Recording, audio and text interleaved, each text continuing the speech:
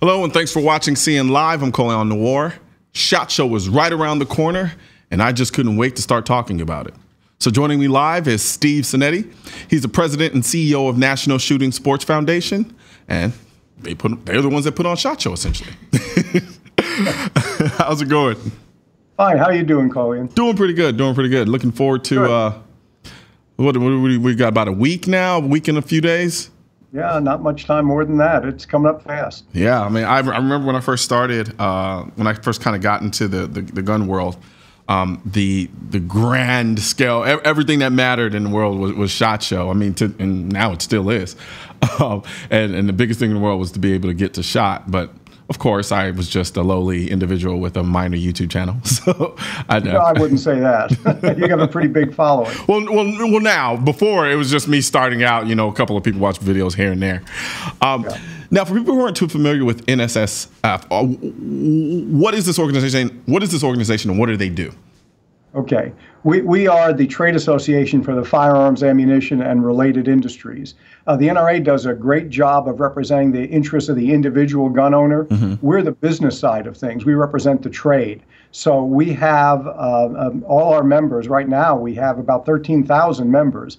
And they are not individuals. They are organizations, corporations, that sort of thing. So we have manufacturers, wholesalers, retailers, gun clubs, conservation groups, hunter safety educators, outdoor media, the whole panoply of what constitutes the firearms industry. We're the trade industry for that. We were founded in 1961. Mm-hmm. About 12 of the industry notables at the time, people like John Olin, who represented Winchester, Bill Ruger, representing Ruger, obviously, Mossberg, et cetera, they got together and they formulated the National Shooting Sports Foundation because they felt that with the growing urbanization of the country, we were losing our connection to hunting and the shooting sports. Gotcha. And obviously that's what the industry thrives on. And so that the National Shooting Sports Foundation's mission is to promote, protect, and preserve hunting and the shooting sports. So that's what we're about. We've grown tremendously over the years, and particularly in the last 8 years. Uh-huh. And we're delighted. The SHOT Show itself was started to promote the industry back in 1978. And at that time, it was a tiny little thing, and it's grown to be the 9th largest trade show in the United States. Wow, 9th? I didn't know that. Yep. Wow, that's amazing. So, for people who don't understand SHOT Show, people who are outside of the gun, if you're in the gun community, you know what SHOT Show is. That's hands down, no questions asked. However, for people outside of the gun community, for them, what is SHOT Show? If you're going to explain SHOT Show to a person who has no clue. Okay, well, the SHOT Show, SHOT stands for Shooting, Hunting, and Outdoor Trade. It's a trade show. It's not a gun show. And what the industry decided to do was to get together. They were originally a tiny little corner of the National Association of Sporting Goods Wholesalers show. Mm-hmm. Actually, the National Sporting Goods Association show.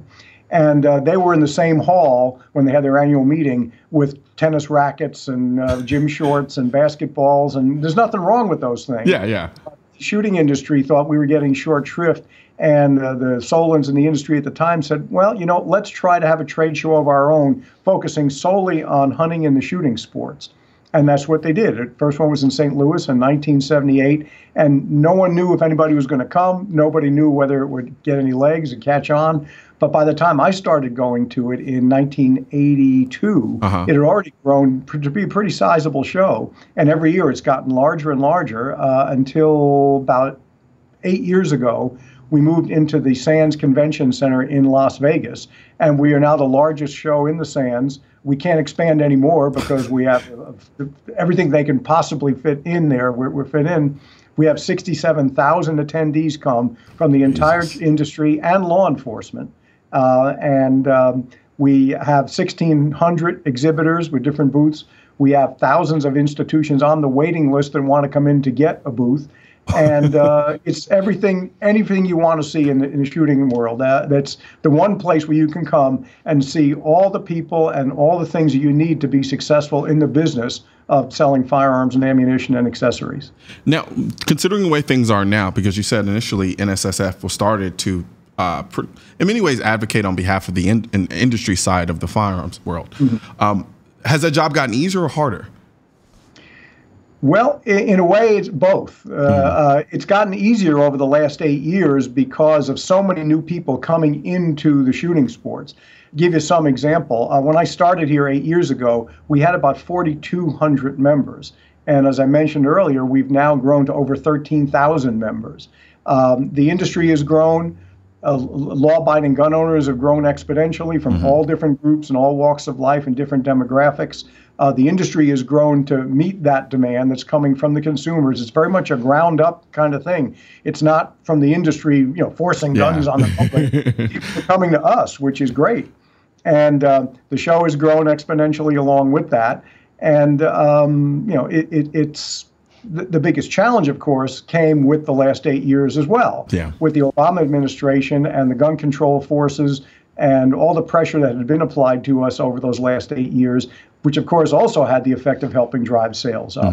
So it's kind of a mixed bag. And the best way to illustrate that, unfortunately, is the horrible happenings that took place back here about 4 years ago, right here in Newtown. That horrible school shooting when 26 young children were just slaughtered.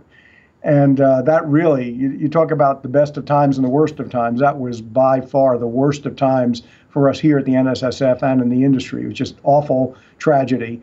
And we doubled our resolve to help try to keep that from happening with our Project Child Safe program and getting the word out to law-abiding gun owners that we've had a number of safety programs in place. We want gun owners, if they're not actually using their firearms, to secure them when they're not in use.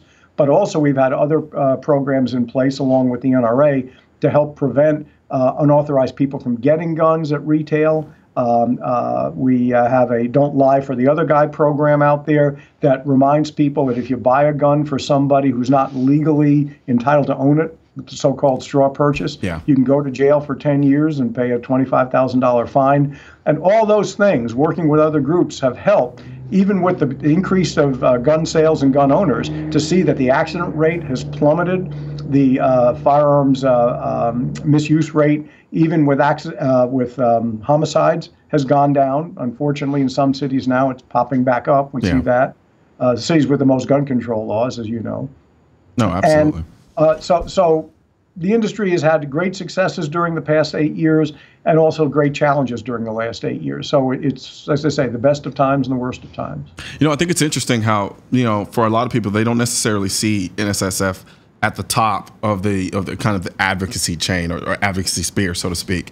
And it's interesting also hearing the number of things and things that you guys have implemented in order to kind of thwart situations like Newtown happening again, that a lot of people just really wouldn't know about to begin with, and just kind of the vital position and role that you guys play in the gun industry as well.